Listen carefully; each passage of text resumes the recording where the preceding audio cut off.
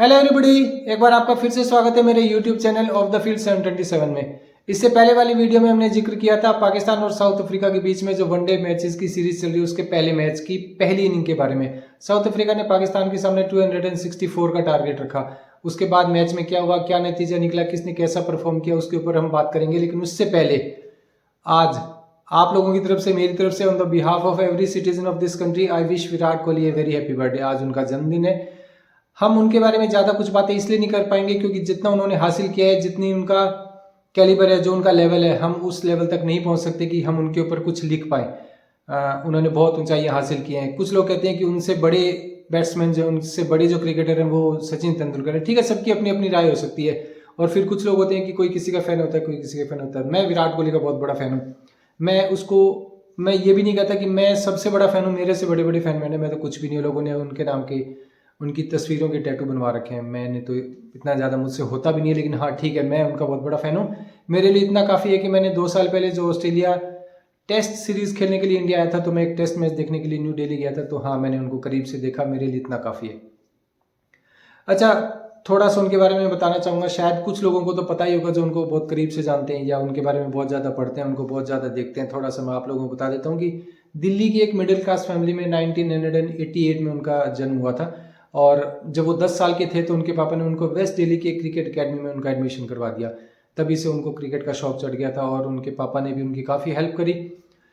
2006 में जब वो सिर्फ 18 साल के थे, उनके पापा को ब्रेन अटैक आया। एक हार्ट अटैक होता है, एक ब्रेन अटैक होता है, और उनकी डेथ होगी।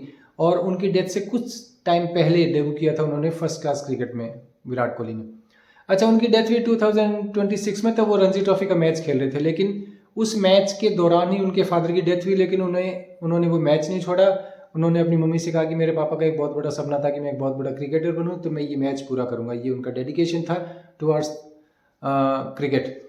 उसके बाद 2006 में जब उनके फादर की डेथ हुई तो 2008 में उनका डेब्यू हुआ वनडे इंटरनेशनल क्रिकेट में। इंडिया की टीम में उनका चयन हुआ अंडर 19 के लिए। अंडर 19 में उनका कैप्टन बनाया गया और पहले ही उनके टूर्नामेंट में उन्होंने इंडिया को जीत दिलवा दी। और उसी साल उनका ओडीआई में इंडिया की टीम में सिलेक्शन हुआ। हालांकि वो उस सीरीज में कुछ ज़्यादा नहीं कर पाए, लेकिन हाँ, उनके कुछ रन्स काफ़ी क्रूशियल साबित हुए और टीम की जीत में उन्होंने वो कहते हैं ना कि महत्वपूर्ण भूमिका, हिंदी के शब्द बड़े भारी होते हैं, तो उनकी वजह से कुछ मैचेस हम लोग जीते भी। विराट कोहली पहला ऐसा कैप्टन है इंडिया का जिसने इंडिया के बाहर जाके टेस्ट सीरीज जीती थी। ये वो पहले ऐसे कैप्टन है। इससे पहले हम वहाँ पे कभी टेस्ट सीरीज जीत नहीं पाए थे। उन्होंने सेना कंट्रीज में जाके उनके सामने टेस्ट सीरीज जीती है, जो कि किसी भी एशियन कंट्री ने अभी तक ऐसा नहीं किया कि वो ऑस्ट्रेलिया को जाके ऑस्ट्रेलिया में हरा के आए, या इंग्लैंड में जाके इंग्लैंड को हरा के आए, या साउथ अफ्रीका या न्यूजीलैंड, जो सेना कंट्रीज जिनको बोला जाता है। दूसरा, उनकी कुछ चीज़ें जो मैं उनसे बहुत इंस्पायर हूँ। वो ये बोलते हैं कि मैं किसी भी मैच को आखिरी ओवर तक नहीं लेके जाना चाहता। मैं जब सेकंड लास्ट ओवर चल रहा होता है तो मैं ये मान के चलता हूँ कि ये मेरी इनिंग का लास्ट ओवर है। मतलब अगर 50 ओवर का मैच है तो 49th ओवर को ये मान के चलते हैं कि ये 50वां ओवर है और इसके बाद मुझे एक ओवर नहीं मिलेगा, तो उस इंटेंट के साथ खेलते हैं और इसका फ़ायदा भी होता है। जैसे 2019 के वर्ल्ड कप की बात बताता हूँ, जब हमारे रोहित शर्मा ने 5 सेंचुरीज लगाई थी। हम लोग सेमीफाइनल में पहुंचे थे और हमारा सेमीफाइनल था न्यूजीलैंड के साथ में। हम वो मैच जीत जाते। अच्छा, धोनी क्या है, वो मैच को लास्ट तक लेके जाना चाहता है। उनका ये मानना है कि मैं मैच को लास्ट ओवर तक लेके जाऊंगा। इसका एक नुकसान हमें 2019 के सेमीफाइनल में देखने को मिला। अगर वो चीज़ ना होती, थोड़ा धोनी थोड़ा पहले तेज खेलते, और या फिर वो जो रन आउट हुआ था जिसके ऊपर आज भी ब्लेम किया जाता है कि धोनी की वजह से हम वो सेमीफाइनल हारे थे। हो सकता है बहुत से लोग जो उनके फैन होंगे धोनी के, वो नहीं मानते। मैं तो मानता हूँ कि अगर धोनी उस वक्त जंप कर देता था और छलांग लगा देता और क्रीज में पहुंच जाता तो शायद वो रन आउट ना होता और वो मैच हम जीत जाते। और सबसे ज़्यादा दुख इस बात का रोहित शर्मा को हुआ था, क्योंकि रोहित शर्मा उस वर्ल्ड कप में बहुत शानदार खेला था। उन्होंने 5 सेंचुरीज लगाई थी। उस मैच को हारने के बाद में रोहित शर्मा को रोते हुए भी देखा जा सकता है। तो विराट कोहली की ये वाली चीज़ कि मैं लास्ट ओवर तक नहीं लेके जाता, सेकेंड लास्ट ओवर को मैं लास्ट ओवर मान के चलता हूँ, ये कहीं ना कहीं इसका हमें फ़ायदा भी मिलता है।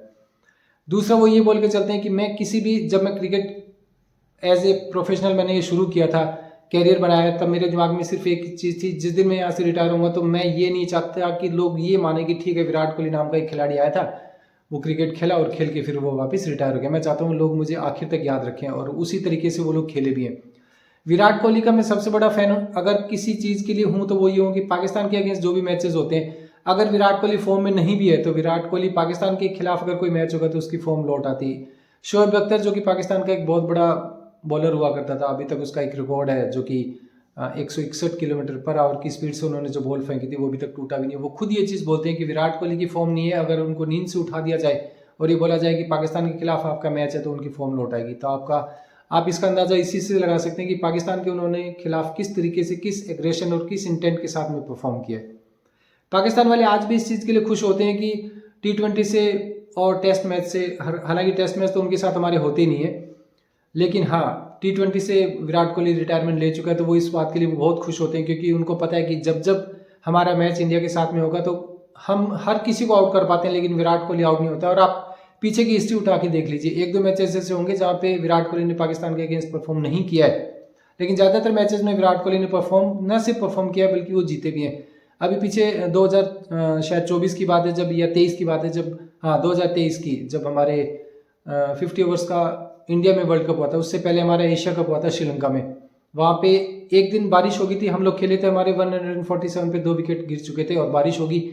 उस मैच को अगले दिन तक ले जाया गया और अगले दिन वो मैच दोबारा हुआ था। अगले दिन केएल राहुल ने एक सेंचुरी लगाई, केएल राहुल ने, और उसके बाद एक सेंचुरी लगाई विराट कोहली ने, और वो दोनों ही आउट नहीं हुए। उस दिन के बाद से इन्होंने पीछे मुड़ के नहीं देखा पाकिस्तान के बॉलर्स की जो पिटाई हुई। अच्छा एक चीज़ और है, विराट कोहली कभी भी किसी चीज़ को भूलता नहीं है। आप लोगों को इसका एक एग्जांपल देता हूँ। ये 2021 के वर्ल्ड कप की बात है, जब हम पहली बार पाकिस्तान से किसी भी आईसीसी इवेंट में आ रहे थे, और वो T20 वर्ल्ड कप था जब ये हारे थे, और वो भी 10 विकेट से हारे थे। वो कलंक आज तक इंडिया के क्रिकेट के माथे पे लगा हुआ है। हम उस मैच को भूलना चाहें भी तो भूल नहीं सकते हैं, क्योंकि वो ऐसा पहली बार हुआ किसी आईसीसी इवेंट में पाकिस्तान ने हमें हराया और वो भी 10 विकेट से हराया। बहुत बुरी हार थी, लोग उस चीज़ को भूल गए थे, धीरे धीरे भूले काफ़ी दिन तक। अब अच्छा, पाकिस्तान वाले आज भी हमें ट्रोल करते हैं कि 10 विकेट से आज तक आप लोग हमें हरा नहीं पाए हो। चलो ठीक है, हम नहीं हरा पाए, लेकिन उसके ठीक, अच्छा विराट कोहली के दिमाग में ये चीज़ घूम रही थी कि उसकी कैप्टेंसी के अंडर ये कलंक लगा था हमें कि हम उनसे 10 विकेट से हारे। विराट कोहली के दिमाग से ये बात निकली नहीं। ठीक उसके 365 दिन के बाद में दूसरा T20 वर्ल्ड कप आया 2022 में। हालांकि हम उसका फाइनल तक हम लोग नहीं पहुंच पाए थे, हम सेमीफाइनल में इंग्लैंड से हार गए थे, लेकिन उससे पहले हमारा लीग मैच हुआ था पाकिस्तान के साथ में। आप गेस कीजिए कि अगर आपने, किसी टीम ने 160 रन्स बना दिए, मैं T20 की बात कर रहा हूँ, उसके बाद आपके 32 रन पे अगर आपके 4 विकेट्स गिर जाते, दुनिया की कोई भी टीम वो मैच नहीं जीत सकती। अगर आपके 32 रन के ऊपर 4 विकेट जा चुके हैं, जो कि आपके टॉप ऑर्डर के बैटर्स जा चुके हैं, उसके बाद कोई सोच भी नहीं सकता कि आप वो मैच जीतोगे।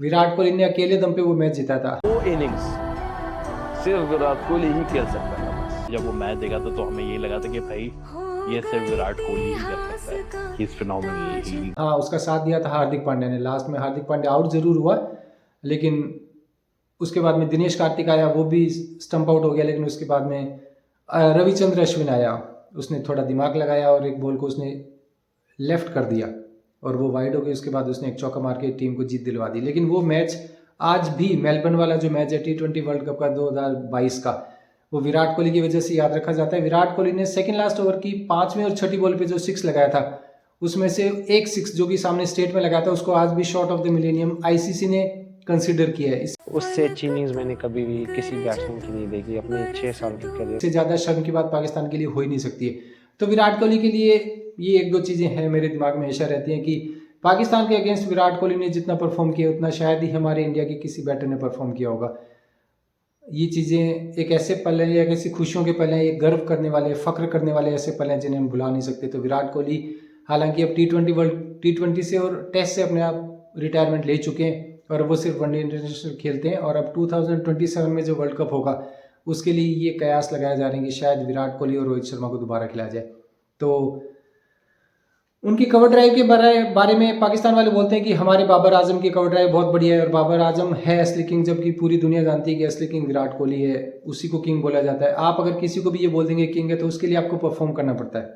सिर्फ रन बनाना और रिकॉर्ड्स बना देना ही मायने नहीं रखता है, आपको एक मैच विनर बनना पड़ता है। सचिन तेंदुलकर ने अगर रिकॉर्ड्स बनाया तो उनको मैच विनर बोला जाता था, धोनी ने अगर रन्स बनाया तो धोनी को मैच विनर बोला जाता था, गांगुली को मैच विनर बोला जाता था, युवराज को मैच विनर बोला जाता था, और विराट कोहली को तो मैच विनर तो बोला ही जाता है, उसको चेज मास्टर बोला जाता है। वो चेज करना ज़्यादा पसंद करता है, in spite of putting target for the team which is playing against you. जो टीम आपके अगेंस्ट खेल रही है उसके सामने टारगेट रखने से बेहतर विराट कोहली ये ज़्यादा पसंद करता है कि वो टारगेट का पीछा करे, इसलिए उसको चेज मास्टर भी बोला जाता है। विराट कोहली के लिए जितना बोलना चाहेंगे शायद कम पड़ेगा, पूरी रात बीत जाए लेकिन ये वीडियो खत्म नहीं होगी। उनके लिए इतना ही काफ़ी। और एक बार उनको फिर से मेरे देशवासियों की तरफ से, मेरी तरफ से जन्मदिन की बहुत बहुत बधाई हो।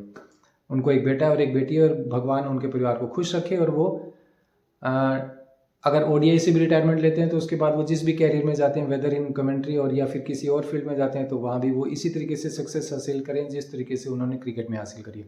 अब हम बात करते हैं साउथ अफ्रीका और पाकिस्तान के बीच में जो मैच हुआ। 264 के टारगेट का पीछा करते हुए इनका पहला विकेट पाकिस्तान का गिरा 87 पे। उसके बाद में फिर उनका एक विकेट और जल्दी गिरा, फिर 105 पे इनका तीसरा विकेट गिरा बाबर आजम का। अच्छा, एक चीज़ बताना चाहूँगा, जब बाबर आजम बैटिंग करने के लिए आया तो उसने पहली बॉल तो उसने छोड़ दी थी, दूसरी बॉल पे उसने एक 4 मारा। जैसे उसने चौका मारा, उनके कमेंटेटर ने कहा कि इस कवर ड्राइव को दुनिया पसंद करती है और इस कवर ड्राइव के लिए ही बाबर आजम जाना जाता है। 7 रन पे आउट हुआ है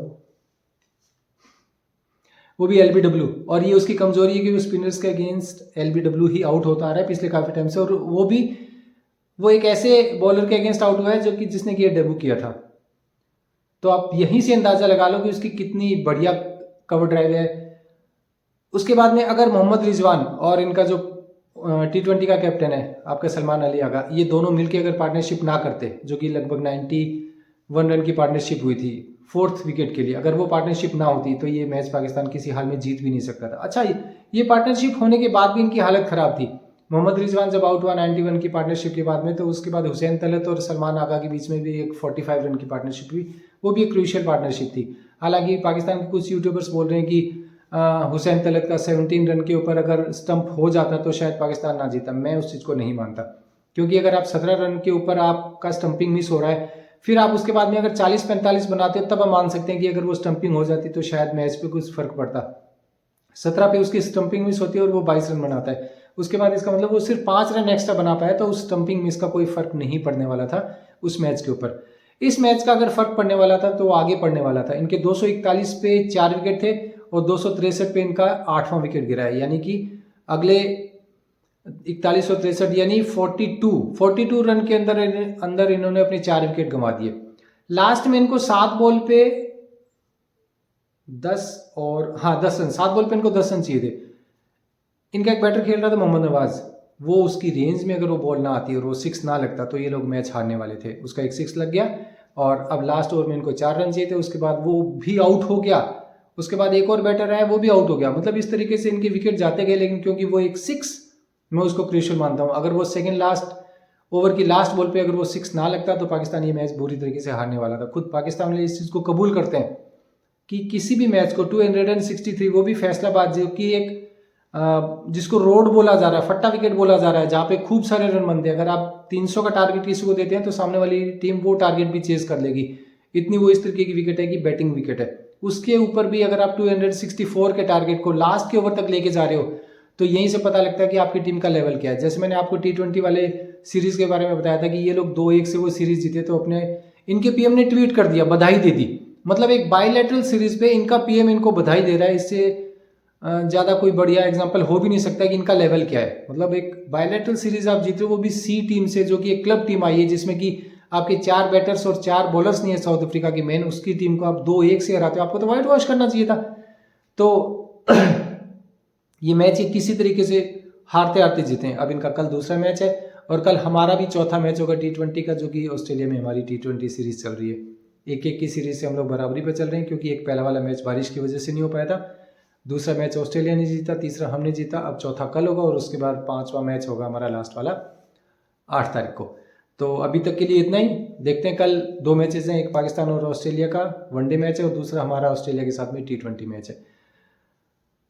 बाकी बातें अगली वीडियो में। और तब तक के लिए जो लोग मेरी वीडियो पे पहली बार आए हैं या जो लोग पहले मेरी वीडियो देख चुके हैं लेकिन उन्होंने अब तक सब्सक्राइब नहीं किया, I request them to please subscribe my channel, share करें, कमेंट करें और like dislike whatever you want. अगर आप डिसलाइक कर सकते हैं, अगर आपको वीडियो पसंद ना आए तो, अगर आपको वीडियो पसंद आए तो आप लाइक भी कर सकते हैं। और मिलते हैं आपसे अगली वीडियो में। तब तक के लिए जय हिंद, जय भारत।